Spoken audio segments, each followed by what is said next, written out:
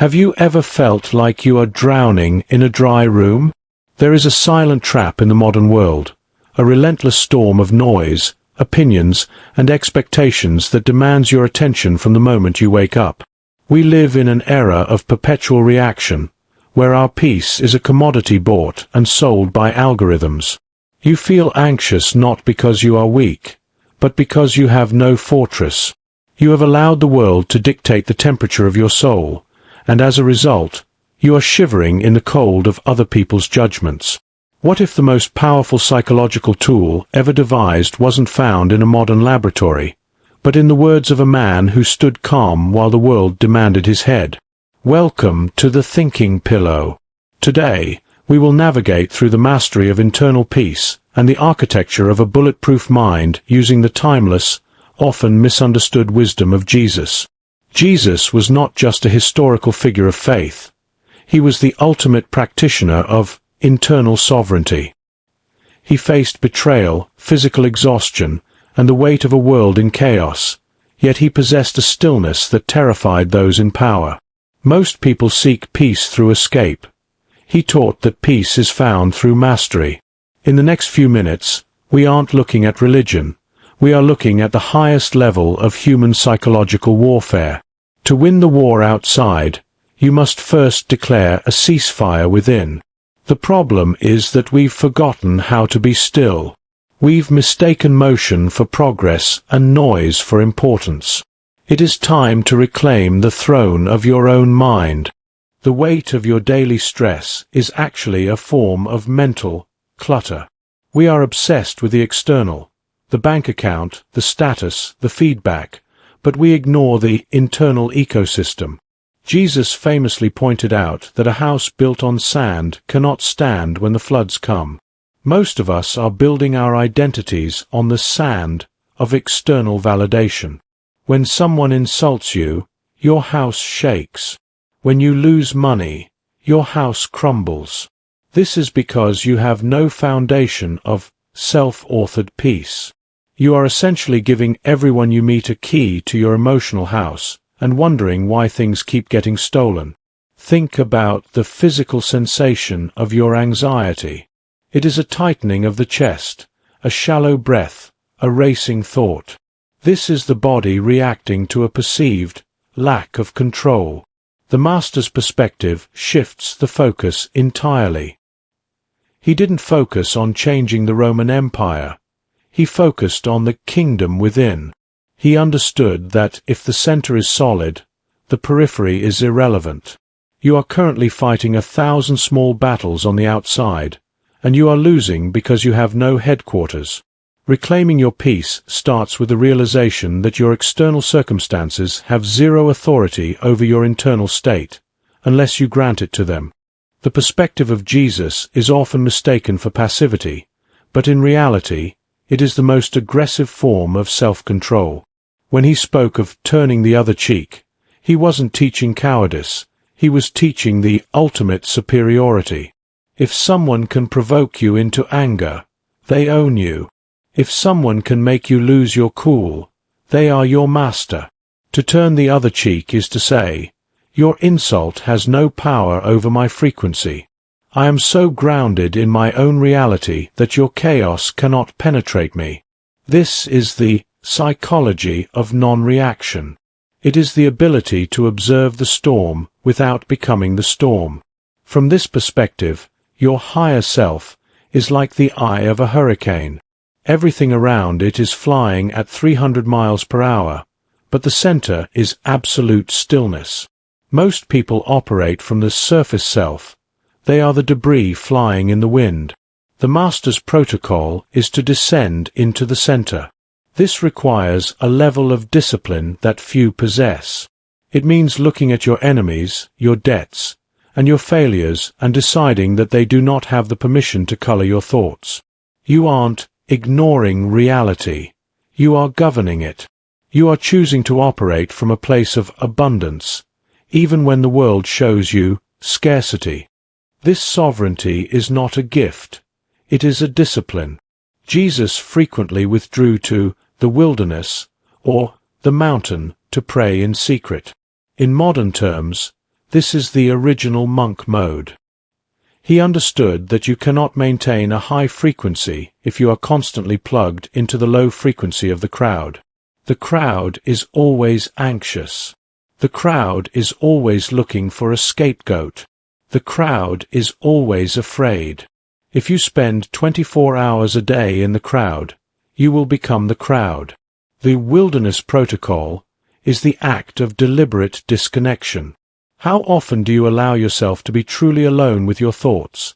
No phone, no music, no distractions. For most, this is terrifying because the internal noise is too loud. But you cannot fix the noise by adding more noise. You have to sit with it until it settles. The Master's perspective teaches us that the first 10 minutes and the last 10 minutes of the day belong to the sacred silence. This is where you calibrate your compass. If you don't calibrate in the silence, you will wander in the noise. The world is a mirror. If your mind is chaotic, your life will reflect that chaos. But if you can find the still point, the world will eventually align itself with your order. The deep solution to modern anxiety is the radical detachment from outcomes. Jesus taught his followers not to worry about tomorrow, for tomorrow would worry about itself. This is not a call to be lazy. It is a call to be present. Anxiety is almost always a time travel error. You are living in a future that hasn't happened yet, or a past that you cannot change. By anchoring yourself in the now, you cut off the oxygen to your fear. You focus only on the daily bread, the immediate task, the current breath, the present duty. This is the highest form of productivity because it eliminates the mental friction of worry. This architecture of peace is built on the pillar of internal validation. If your worth is upstairs, anchored in your principles and your connection to the infinite, then nothing downstairs, the physical world, can truly harm you. This is what it means to be in the world, but not of it. You play the game, you do the work, you build the empire, but you don't let the game define your soul. You are an observer of the drama, not a victim of it. When you adopt this protocol, you become dangerous to the status quo. Why? Because you cannot be bribed with comfort, and you cannot be intimidated with fear. You have found the hidden treasure of a mind that is at rest. Most people are addicted to the daily bread of validation. They eat the opinions of others like sugar, and then they wonder why their spirit is diabetic, weak, lethargic, and dependent on the next hit. Jesus spoke of a fast that wasn't just about food. It was about the starvation of the ego. In the modern era, this is the ultimate competitive advantage. Information fasting. If you cannot go 4 hours without checking the consensus of the world, you have no authority. The biological fast is the deliberate act of cutting off the inputs that make you a slave. You are not a user of technology. You are being used by it to keep you in a state of perpetual hunger. This is the wilderness logic.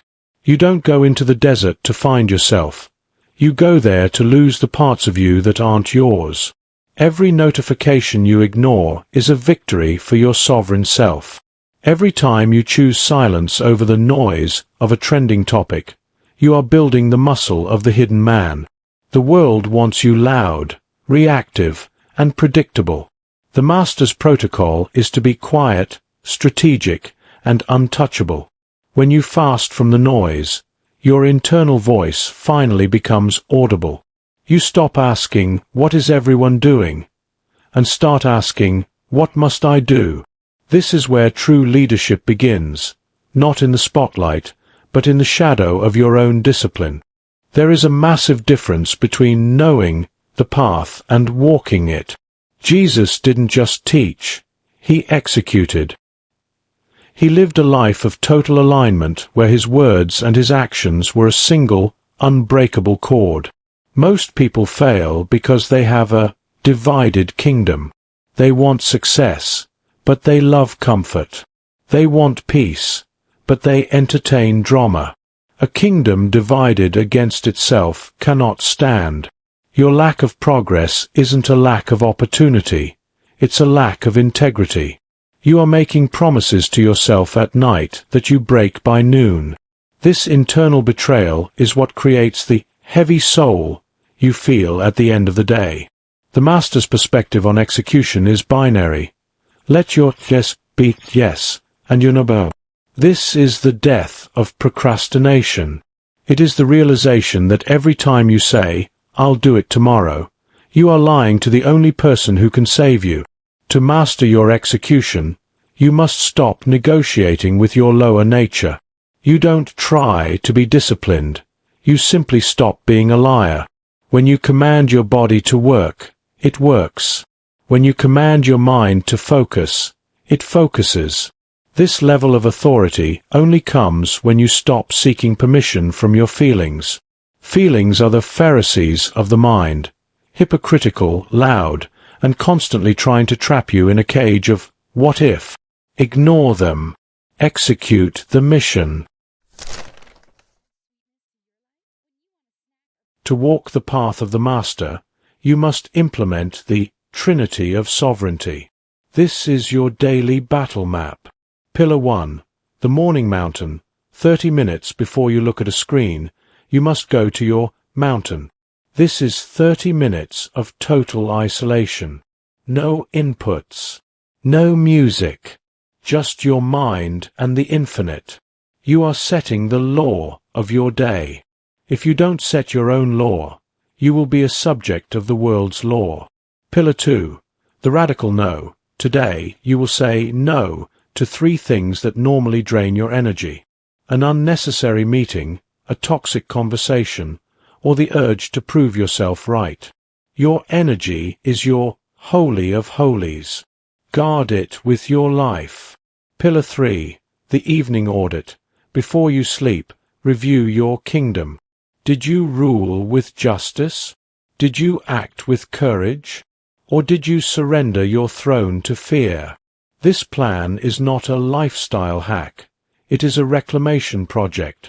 You are taking back the territory of your mind that has been occupied by the world for years. You don't need more information. You need more armor. The 3 pillars provide the structure, but you must provide the will. This is the narrow gate. Most people will see it and turn back because it requires the death of their excuses. But on the other side of that gate is the only thing worth having: absolute freedom. The ultimate secret of the Master's protocol is the power of the unseen. Most of us are obsessed with appearances. How we look, what we have, who knows us. Jesus taught that the most valuable things are done in secret. This is the psychology of true confidence. When you do the hard work, the deep study, and the intense training when nobody is watching, you build a private reserve of power. This is why some people remain calm in a crisis while others shatter. The calm ones have a foundation that was built in the dark. If your confidence depends on the applause of the crowd, you are the most vulnerable person in the room. But if your confidence comes from the secret labors of your discipline, you are dangerous. You have nothing to prove and everything to give. This is the shield of the spirit. It is the realization that your worth is not a score that the world keeps. It is a state that you maintain. When you stop living for the eyes of others, you finally start living for the eye of the soul. You move from a state of performance to a state of presence. People will feel it when you walk into a room. They won't know why you are so still, but they will want the peace you have. Tell them it's not for sale. It's for those who are willing to pay the price of silence. As we close this navigation, understand that the thinking pillow is not a place for spectators. It is a headquarters for commanders. The world is currently at war for your attention, and you are the only one who can sign the peace treaty. The Master did not come to give you more content to consume. He came to show you the power you already possess but have forgotten how to use. You are not a victim of your biology, your past, or your environment. You are the prince or princess of your own internal domain. Tomorrow morning, when the sun rises, the wilderness will be waiting. Will you wander into it like a lost sheep, or will you walk into it like a master? The choice is not a one-time event. It is a second-by-second decision. Choose the narrow path. Choose the silence. Choose the authority. Subscribe to the Thinking Pillow to continue your journey toward total sovereignty. Leave a comment below with the word stillness to seal your commitment to the Master's protocol. We'll see you in the next silence.